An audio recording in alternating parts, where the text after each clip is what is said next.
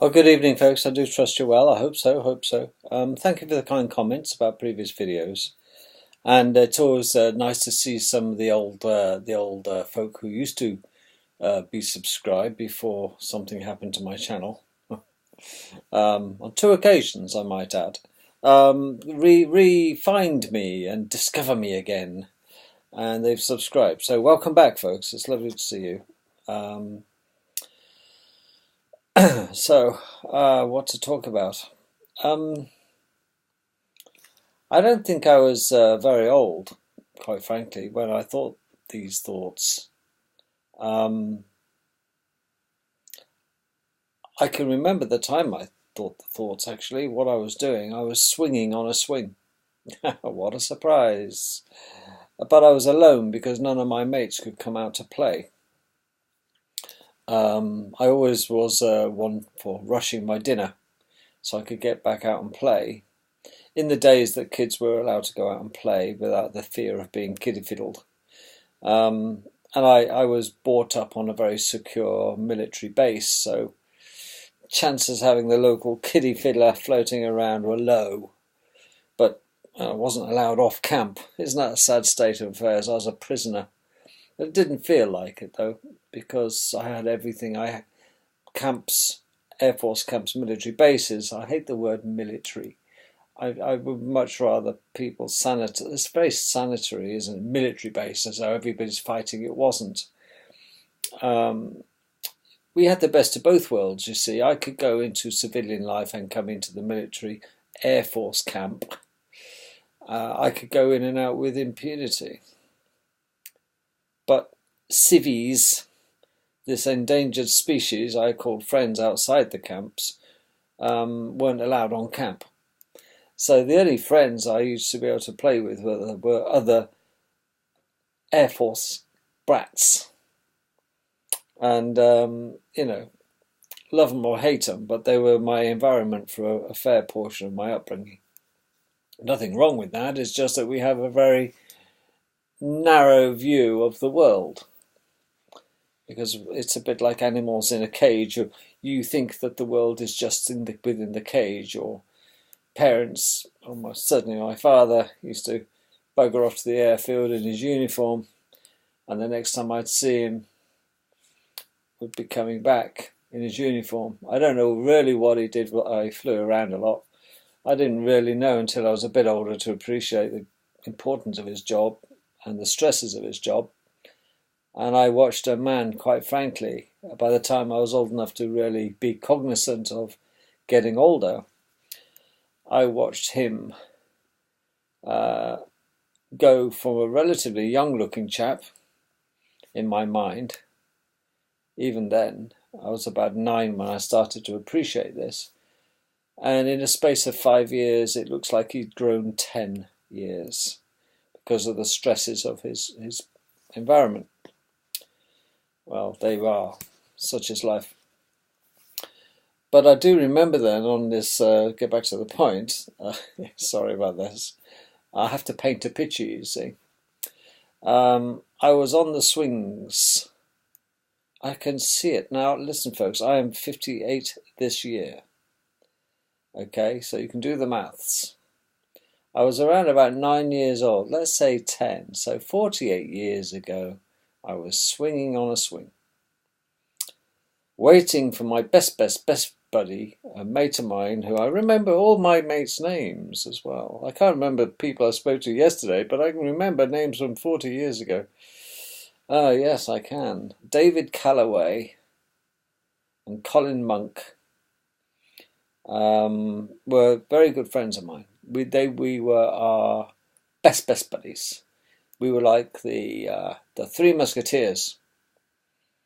Well, they couldn't come out because they were having their dinners, or lunch, if you like. Posh word. I bolted mine and I just wanted to get out and play. It was a lovely summer holiday day off.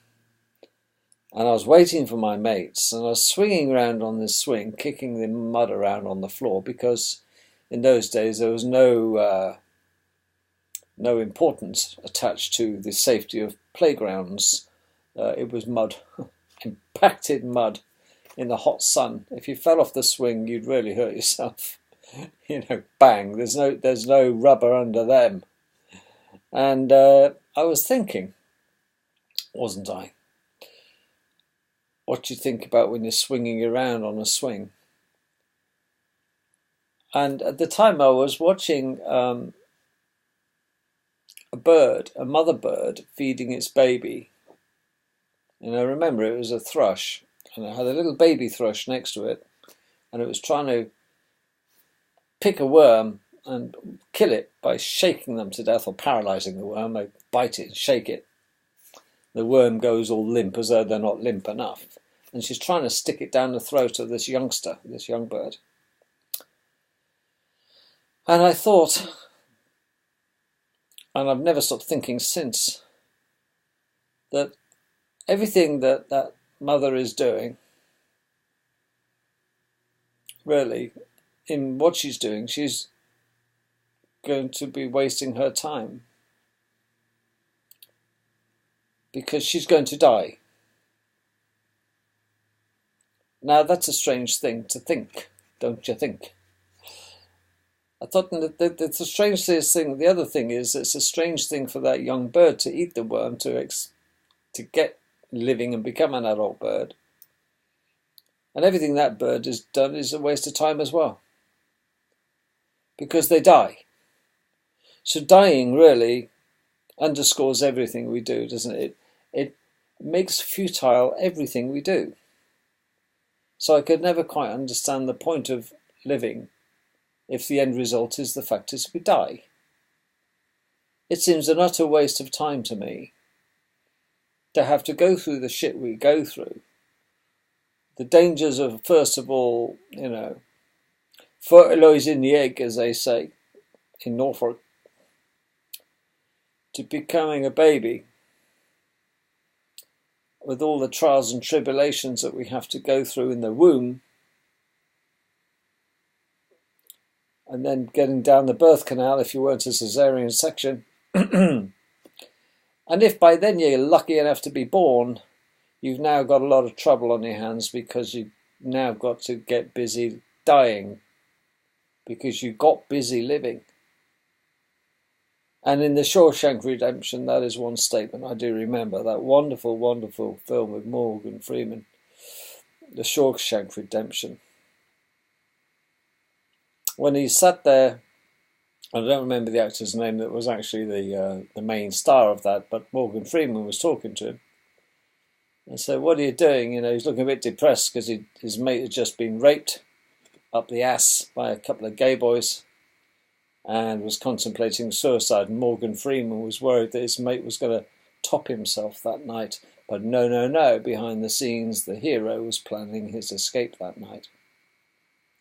But he had to give him the impression that he was a bit fed up and had nothing planned. He didn't want Morgan Freeman to know that he was going to run off, because Morgan would want to go with him. And he couldn't have the baggage, much as he loved him, because they're best buddies. And he said, well, what are you going to do? He says, well, I don't know. Morgan Freeman's probing the guy to see if he can get info out if he's suicidal or not. And he said, well, what are you going to do? Are you going to, now that you're out of the hospital and you're getting back on your feet? And he says, well, you either get busy living or you get busy dying. I thought, wow, what a profound statement that is, isn't it? You see, some people that you and I mix with get busy getting living. Well, they are the living, but they're the living dead, to be honest. To be fair, see previous videos. But the other point is get busy living or get busy dying. We spend our lives, folks, getting busy dying. I don't understand people who prep for such things as dying. Oh, how are you, Charlie? Have you got put some savings? Yeah, you got to save for your old age. Oh yeah, okay. Insurance? Oh yeah, bags of insurance. Haven't I, Betty? Yep, you're all right, love, if I pop my clogs. Betty's relying on it. She'll be off to Torremolinos to slap her sun cream on her puffy white flesh the moment the porcelain, before he goes cold. And she's very concerned over George, of course she is. He's insured up to the hilt. He's worth more dead than alive, and she wishes he'd pop his clogs and get busy dying. She'll expedite that by feeding him like a royal pig. But no, he's getting busy dying, all right. We're all getting busy dying. He's prepping, you see. He's prepping for the big day. People buy their funeral expense insurance. They, believe it or not, some people are actually getting towards it, and when I die, make sure I'm wearing this, Betty. Make sure the coffin's open, they can all see me. Not really, don't really want to. Oh, yes, George, all right. And he's getting busy dying, isn't he? He's getting busy for dying. And I thought, this is futile. We've gone through the hassle, haven't we, as a fetus. One cell becomes two. Look at how many cells we've got, incalculable. Put a lot of work into being us, we have, you and I. What have we got to show for it, eh? Truly? A pocket full of dreams, and no money to achieve them most of the time. Because the things I really want to truly achieve in this life, I haven't got enough money. It's just a pipe dream, as they say. It's an illusion. And this is what life is for us all, folks. We're all busy dying. We're all busy getting ready, aren't we? But here's the deal. We never know, do we, when it's going to happen. You better be prepared. Well, sod that. I mean, fair enough if you got a couple of children, never mind him or her, the adult, the responsible, brackets, irresponsible adults, the parents.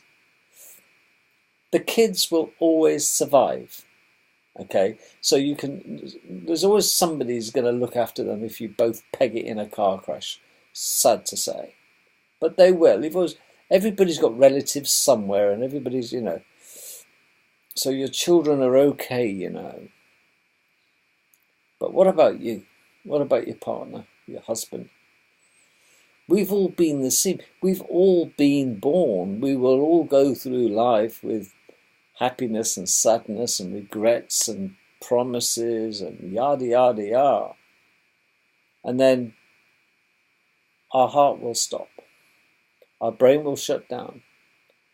And in the hole he goes, or she goes. And it's the same. Death is a great leveler. So, for 9 months of our life, we're getting busy living, or to live. And the rest of our life, we're getting busy preparing to die. Because it is so structured, our mentality. Get busy living or get busy dying. Come on. Life is a terminal illness. We knew that the moment we were born.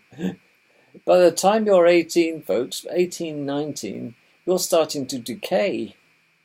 You truly are. It's all downhill from 19. Trust me on this. It's just got delayed action. That's all. Your whole body is programmed to grow old and assassinate or self-destruct. Do you know why? Because we breathe and are dependent upon oxygen. Yes, oxygen.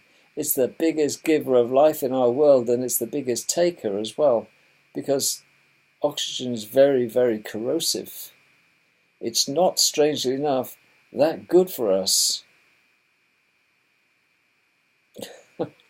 It's a paradox, isn't it? That oxygen, the one thing that gives life, is responsible for taking it off us bit by bit, because that is showing you there's a constant.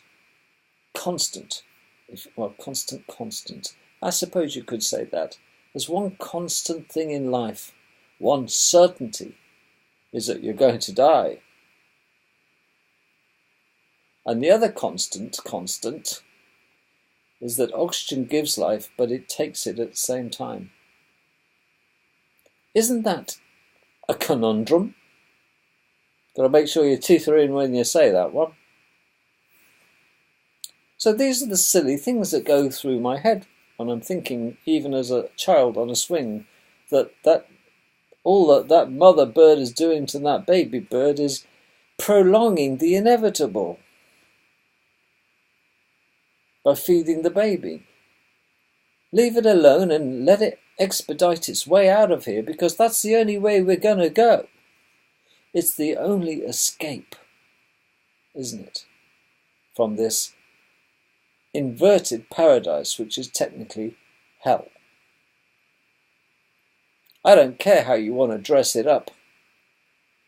This world is hell. Because I'll tell you something, I've seen things on this world that could only exist on hell. They can only be allowed to develop in hell by evil people. That's why I know.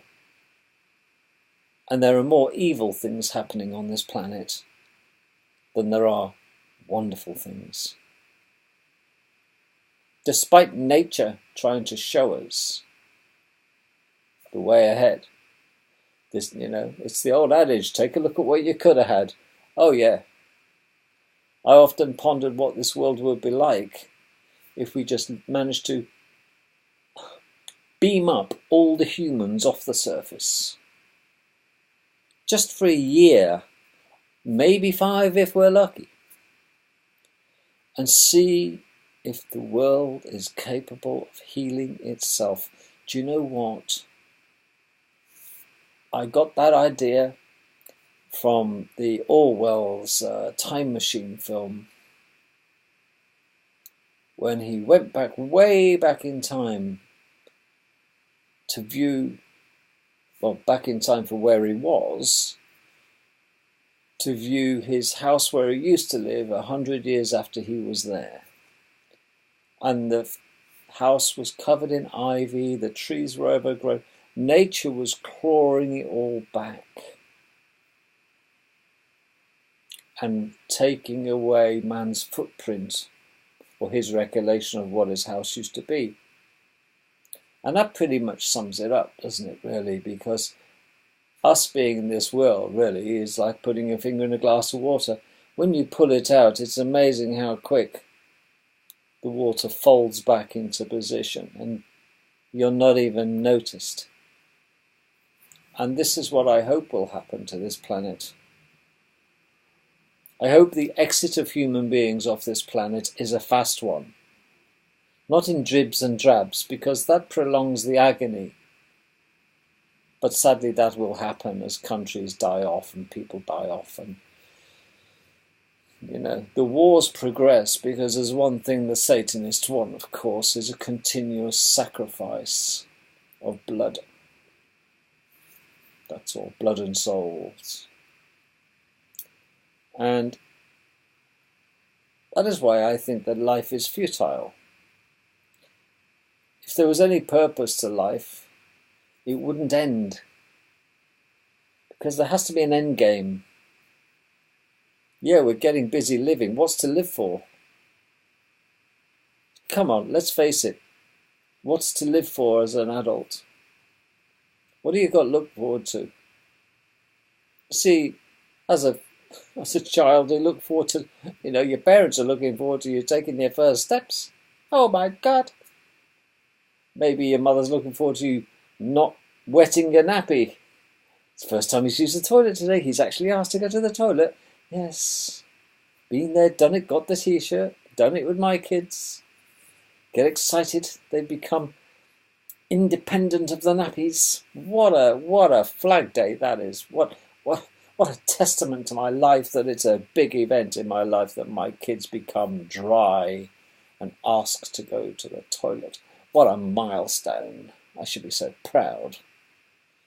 Well, I've done my job. My work here is done. It's only just starting, love. Yes, now they learn to be lippy. But then you see, you just think, oh, wouldn't it be lovely? Wouldn't it be lovely? There's a song there somewhere. But then you love your kids and you want them to grow up, you want them to be successful, but most of all, you want them to piss off and leave you alone eventually.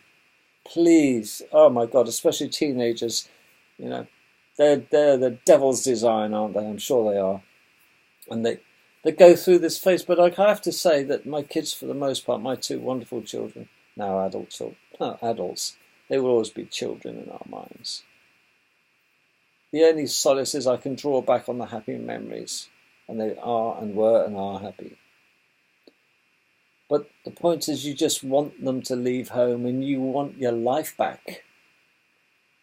That's the thing. And I'm sorry if you don't have any kids or trying it hard to have children, but I'm one of the lucky ones talking. And I'd meet some wonderful people who would make wonderful parents. And sadly, they left it a little bit too late, and they're too late to adopt as well. But they would have made fantastic parents. I know it. Anyway, life does this to us, but we want them to leave home. Oh, please, I just want my life back. I want me time. This thing now that we got, I want me time. Well, the strange thing is now, folks, I've got my me time, and I don't know what to do with myself. I miss my adult children like crazy. I feel like a pub with no beer, next to useless. My son is by far more intelligent than I am. My daughter is equally intelligent. And that's credit to them, not credit to the school system, but credit to me and my wife. We taught them outside the box as well, a lot. And we taught them to question everything. ABC, your life. When we taught our children, I can tell you what these two things in life are that you can tell your children to do. Okay? 3 things essential in life. Well, there's 6, sorry. I thought I was holding up 2. ABC. Tell your children to ABC their lives, or your husband, or your wife, or your friends and colleagues. ABC their life. When they are listening, particularly to the media, or at that work and listening to colleagues, yada, yada, yada. Number 1, A stands for assume. Firstly, assume nothing. Nothing. Okay? Never, never assume. ASSUME. Don't assume anything. A. Assume. B. Cynical that I am. B. A is assume. B stands for believe Zippo. Assume nothing until you know the facts. Okay? Don't assume anything, any event that's going to happen. Don't think he's going to do it or she's going to do it, or it's already been done and the work is complete and ready, yada, yada, yada. Don't assume. Make no assumptions in life, because the chances are you're wrong or somebody's lied to you. Assume nothing. Believe nothing. B. Until you or someone you trust has thoroughly checked out the situation or the circumstances or the information. And here's the C. Confirm that A and B are correct.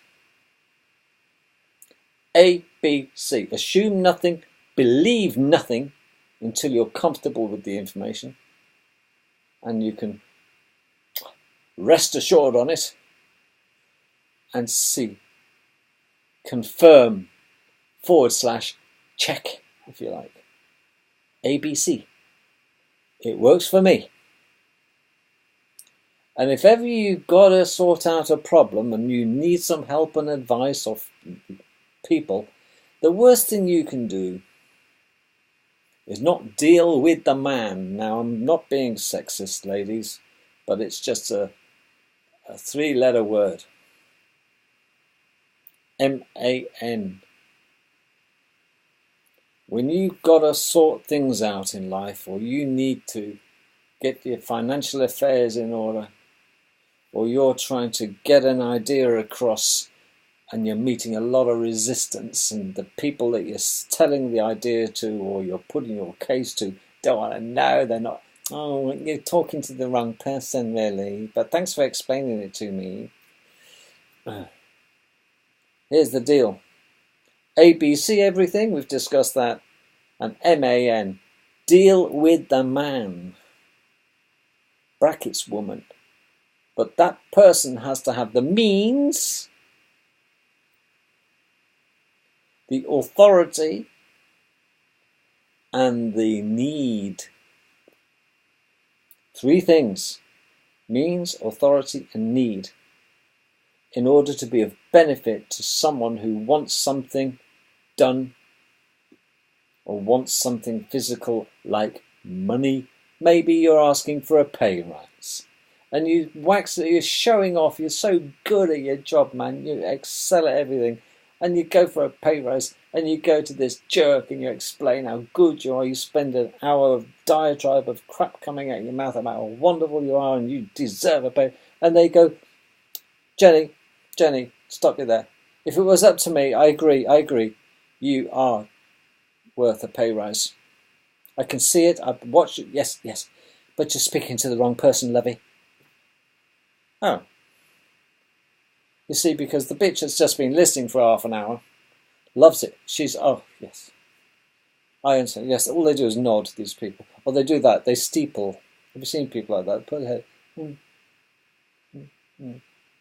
And you're giving it, I work my ass out to the bone. I'm always here. I'm always very reliable. I've done my job to perfection. I haven't had a pay rise in 6 years. Yada, yada, yada.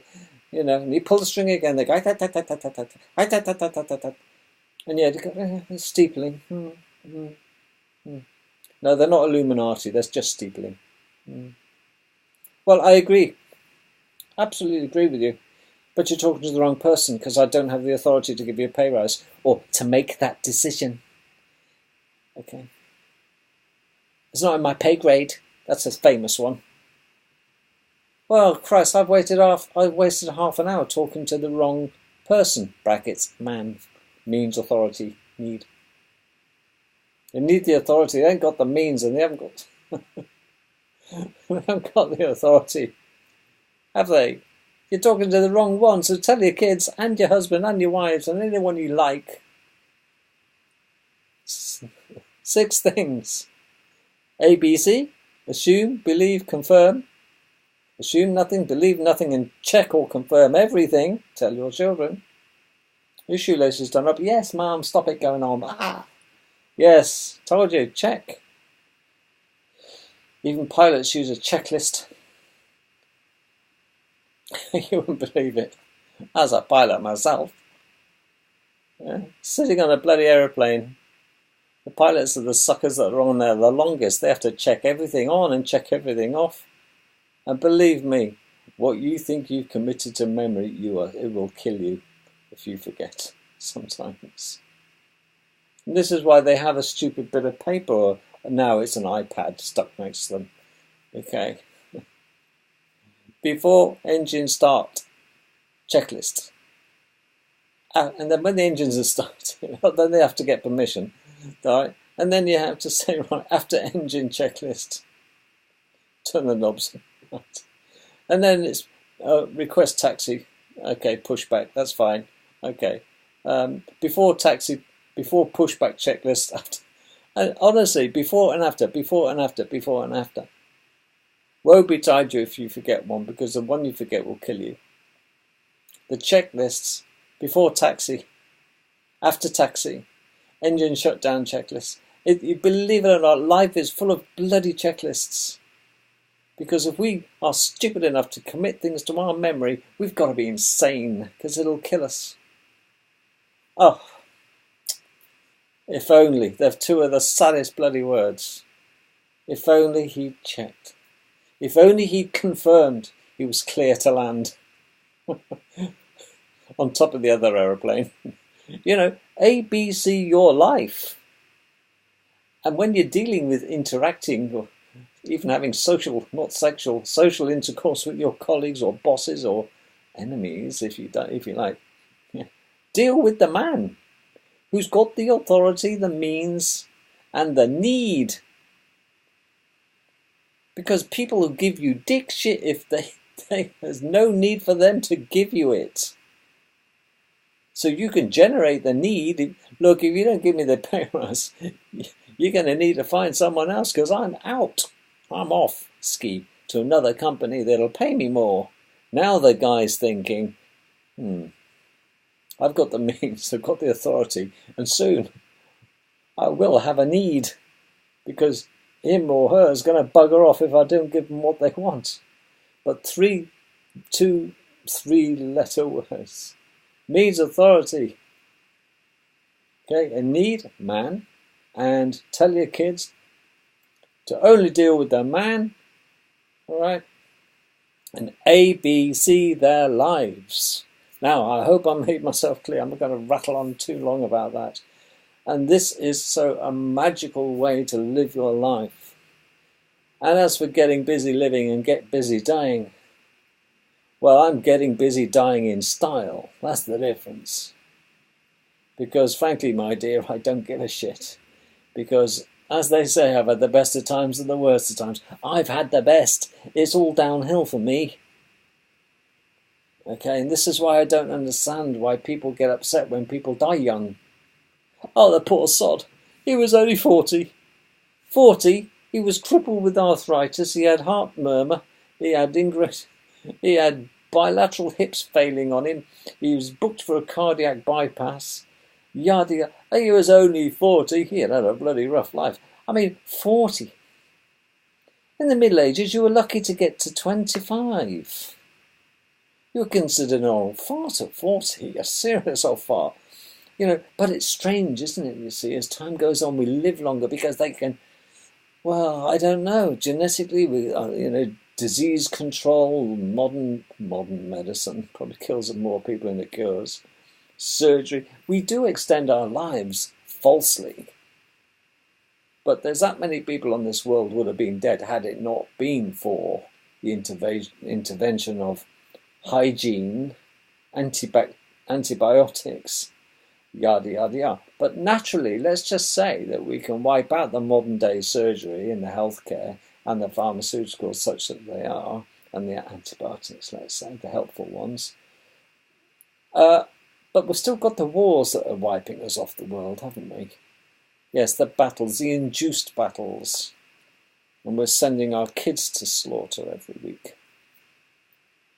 The governments are. You see, the ones who do grow old now are the ones who have managed to wheedle their way out. I have to get so angry at some of the old bastards.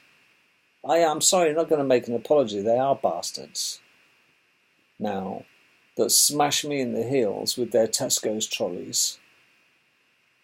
And I'm so angry about it because they skinned my ankle, which is bloody painful. And they're rude. They don't even apologise, these shysters. I think I've said this story before, but it bears repeating. I get even with these people, and I'll tell you how in a minute, but unless you missed it. I've had my back of my legs rammed by Tesco's trolleys, Sainsbury's trolleys, being, to be fair, see previous videos. And I think, I don't know how he's survived to get to the age he is without someone smashing his face in and making him a paraplegic. Because if he does it again, that's going to happen to him. Because they are rude. But they don't have a license to be rude, these shysters. He's 60, 65. And you get the arsehole say, oh, my husband fought in the war for wankers like you. Not wankers, but you know what I mean. No, he bloody didn't, because in the war he was 7 years old. What did he do, have a catapult? Playing marbles to see who's going to win, was he? In his shorts. And there's no people who fought in the Second World War now. It used to be the first, but now it's the second. They're pushing up the daisies more often than not every day now. The people who actually fought in the Second World War are dying off like flies. But these shysters that are trying to pass themselves off as vets of the Second World War, they're not. Come on then, where's it? You stand there in your blazer with your bloody squadron emblem on. What did you fly? Where were you flying? Oh, it's your dad's. Well, it doesn't look very good on a 60-year-old, to be honest with you, because in 1945 you were 7, liar. You know, and he's got the poppy. These types, and they're rude bastards. They've got all the marbles as well. That's what sickens me. You know, they're as fit as hell.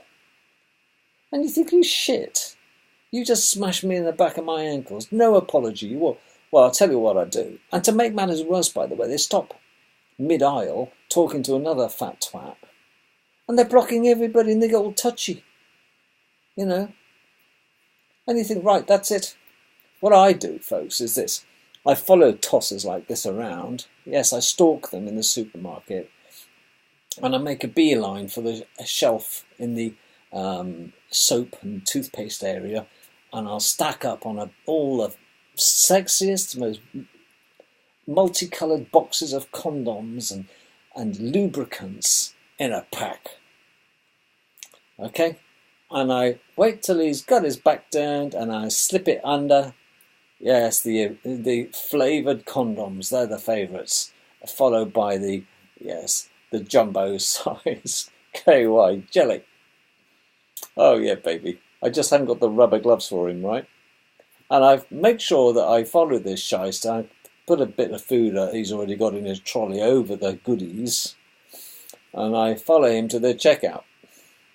And little perverts like his, who smash me in the back of the legs, will go to the checkout. And they're obviously getting conversations. He's chatting up the girl and he's pulling it all out. And he hasn't even noticed on his trolley that he's got fruit-flavoured condoms and KY. And he's surrounded. Me behind him, and I'm really pushing him with my trolley. Come on, you bastard, hurry up. And it's like, oh, hang on a minute, what you got there, love? Hang on, I'll find out. Tracy, what's the price of these fruit-flavoured condoms? Can you see the fun? Oh yeah, baby, I've done it a couple of times, it works a wonder. Oh, what about the KY Super Lube? Yeah, oh, that family pack, dare it be called it. Eh? The flavoured KY jelly. What do you want that for? Look, and all the time, you know, the lying bastard is going redder and redder in the face. He can't get out. I'm behind him, and the previous bloke in front's not gone yet, and he's. I don't deny it. You've been busted, mate, and everybody's looking at him. Oh, sweet joy. Twice I've done that to someone. I shall pay the price at the gates of paradise for that one, but it'll be worth it. That's all getting busy living as far as I'm concerned. I'm enjoying myself. But I'm at that age now. I don't think it can get any better. Because I'm at the peak. Yes, it's all downhill for me now.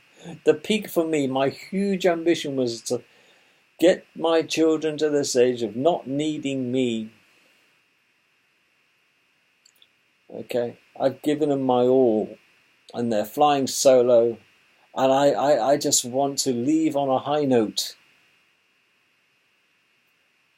And my kids are totally self-dependent. Thank the Lord if they exist. The Lord's gods. I'm ready for pastures new, quite frankly. I'm just in God's waiting room mentally. I'm just waiting because it ain't going to get any better. How can I improve my life for what I've had out of it? I've had a great life for the most part. I'm very, very lucky. And now I don't want to get busy dying. Any fool can expedite their death. And do you know what stops me doing it? The stigma that my children will have to live with. And it's almost like it's a grand plan. It's a bloody conspiracy. It's almost like the creators or creator knew. Get the sucker when he's had the offspring leave their nest. And then he doesn't want to go and drop off the mortal coil deliberately because he'll be considering his children and their feelings and their wrecked lives because he doesn't want to upset his children. They know In your passing and my passing, somebody you love will be missing you like crazy. But I tell you what, I often wanted as a child, in closing, to die before my parents, because I couldn't tolerate, I didn't think, the pain of losing either one of them. I've had friends whose parents have died, one or the other have died, and it's destroyed my friends. And I didn't want that pain. And it's got to be the saddest thing to think about, but it is. People do think this way.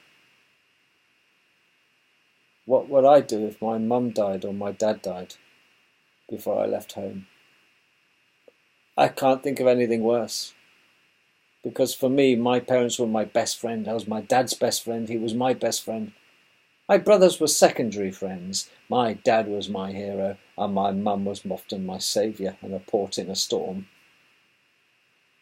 And I couldn't fathom in my mind how hard it would be or grasp. I had mental monsters. I thought, oh no, I just put it to the back of my mind, but you can't. You lie there thinking in bed, oh, my dad's not very well. God, I hope he's okay. And you start to fret. Yeah. This happened to me when I was relatively young, at about 14 years old, when my mother had a heart attack. Because she has a condition called hypercholesteremia, a very high level of cholesterol, which sadly I inherited. But there we are, I forgive her. But she was always at greater risk of having a heart attack, and she had a heart attack when she was very young because of the viscosity of her blood. And it shook me to the core. And we are all now going around, folks, especially me. I'm not getting busy dying. I'm getting prepared mentally. But I'm not, what do they call it? If you are not suffering from morbidity, I'm not continuously thinking every day I'm going to die. It's not every day I want to die. But I don't want to live. I certainly don't want to outlive my children. But I've got to give it my best shot for them. And it's my children that keep me alive, and my wife, of course. She feeds me. But do get this across to your children in life. Deal with the man, means, authority, and need in social circles and work. Okay. And ABC their lives. Get them to ABC their lives. Assume nothing, believe nothing, and confirm everything. And do you know what? They won't go far wrong. And look out for old bastards passing themselves off as vets in supermarkets. But you know how to embarrass the bejesus out of them now, don't you? Take care. Love you all. Catch you tomorrow.